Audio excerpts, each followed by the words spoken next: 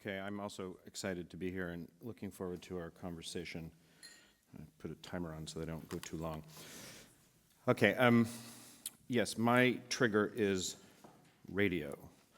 And I'm interested in radio really because I'm interested in wirelessness in general in relation to our contemporary moment where we live in environments that are permeated, interpenetrated by wireless signals that are performing operations outside of our awareness and really forming the kind of infrastructure for life today. So I want to go back and look at the development of radio as a way of giving a prehistory for this moment. And I guess I would view radio as inaugurating a lineage of media technology that differs from the one that most media theorists, myself included, have focused on, which is inscription and storage.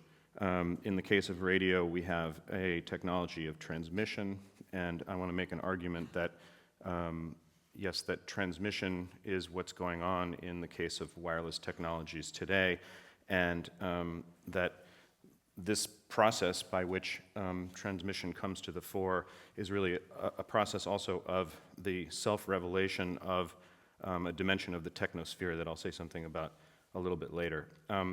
Crucial for me about radio is its doubleness, that radio functions and wirelessness functions both in the acoustic register and also in what Doug Kahn has called the electrosonic register. So radio is sensitive to sound waves, and this is how we normally think about radio, but it is also sensitive to the electromagnetic field of the Earth and its ionospheric atmosphere, right? The ionosphere is a level of the atmosphere that's between 80 and 1,000 kilometers above the Earth's surface that contains a high concentration of ions and free electrons and is able to reflect radio waves.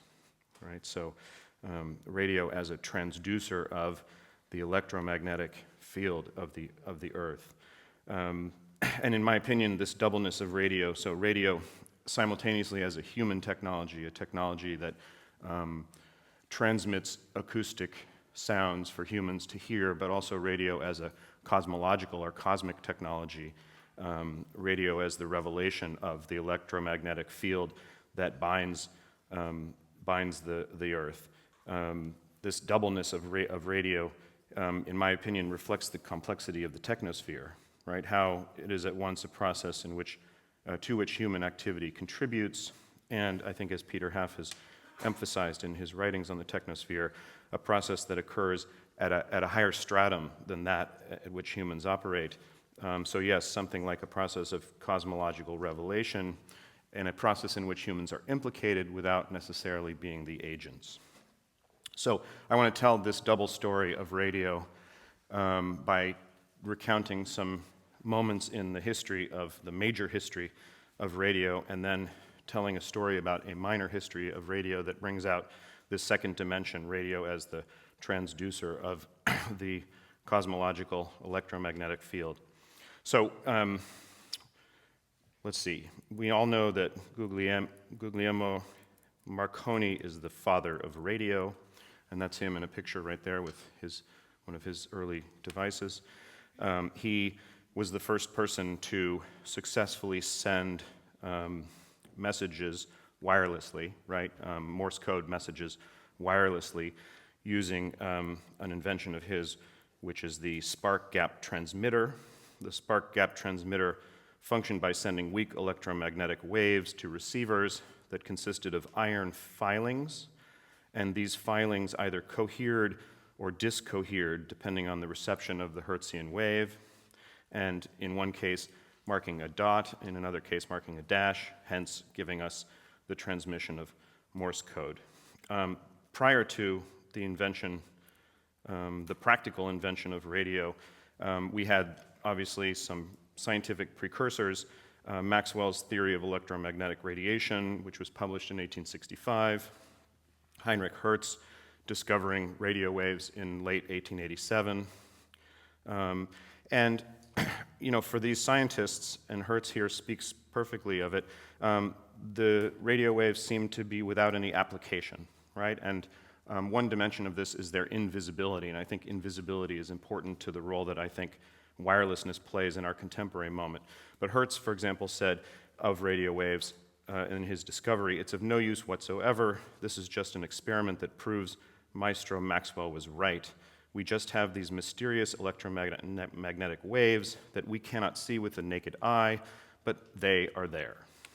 Okay. Marconi didn't have such an opinion, and in fact can be distinguished from these scientific figures by his business acumen and his vision in seeing an application for radio. So he initially experimented in 1895 with a situation where the transmitter, the sender of the message, could see the receiver of the message, right? So the first test was one in which visibility of the two poles of the communication circuit was crucial. And here's a recounting of this experiment from 1895 by Marconi's biographer, Orrin Dunlap. "The receiving station was carried out to a hill 1,700 meters from the window of the wireless room of Villa Grifone, so the inventor might keep an eye on the entire expanse he hoped to cover. At the receiver, he stationed Alfonso and told him to wave a flag should he see the coherer's hammer tap 3 dots, the Morse letter S.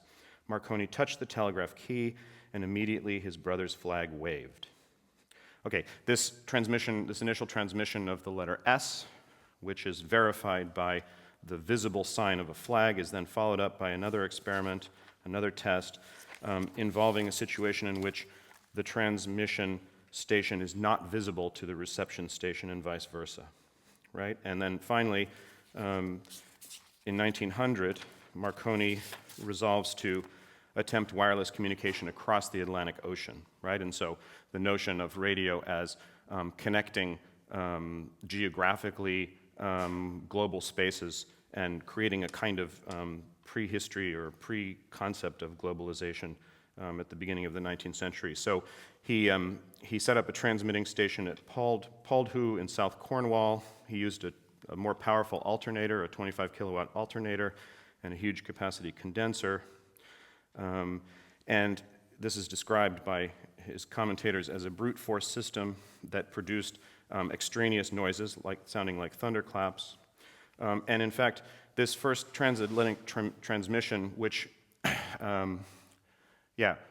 was not, it was not clear whether it actually succeeded, I think, and still isn't clear from what evidence there is. It introduced what would be a continuing problem, which is precisely distinguishing between the code that's tapped by Marconi's associates at Pauldhu at the transmitting station and the noise that's created by atmospheric disturbances, right, by radio waves bouncing off the ionosphere, right? And so in a sense, this initial experiment with transatlantic proto-global radio brings into focus this doubleness of radio that I'm talking about, radio as a human technology, radio as a cosmological technology.